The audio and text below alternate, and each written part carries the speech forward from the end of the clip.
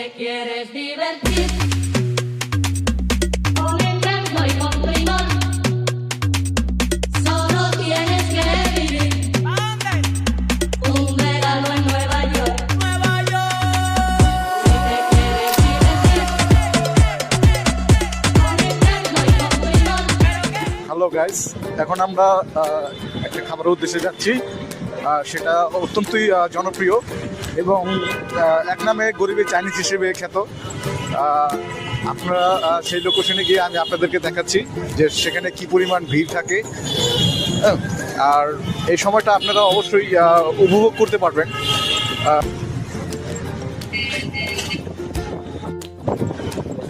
দেখেন তো চিনে চিনে জায়গাটা।